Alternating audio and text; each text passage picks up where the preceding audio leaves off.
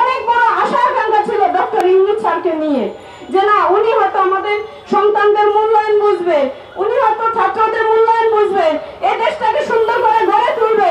কিন্তু সেই জায়গা থেকে কেন এভাবে করা হচ্ছে? আসিফ নজরুল স্যার তার জায়গা থেকে আসামি ছেড়ে দিচ্ছে। উনি আবার ফেসবুকে স্ট্যাটাস দেয় যে তীব্র নিন্দা প্রতিবাদ জানায়।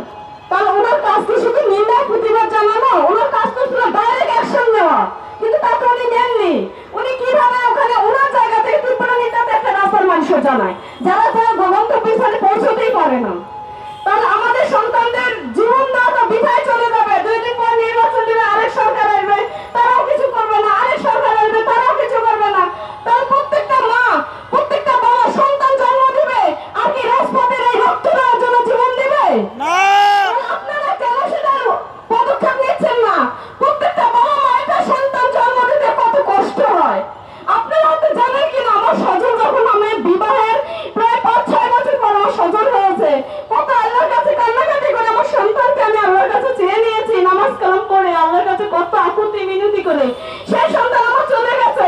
এরকম প্রত্যেকটা বাবা মা তার সন্তান যখন হয় না, আল্লাহর কাছে কত আকুতি মিনতি করে একটা সন্তান জন্ম নিয়ে সেই সন্তান যদি দেশপ্রেমিক হয়, সে কি ঘরে বসে থাকতে পারবে?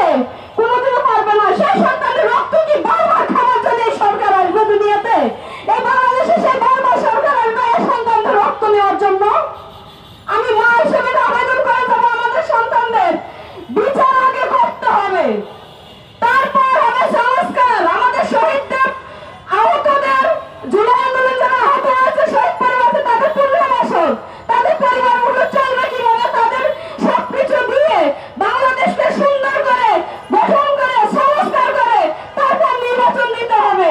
আর যদি ডক্টর ইউনূস স্যার মনে করেন যে আমার পুরো টিম ব্যর্থ হয়ে গেছে, উনি আজকে নেমে যান। আমাদের ছাত্ররা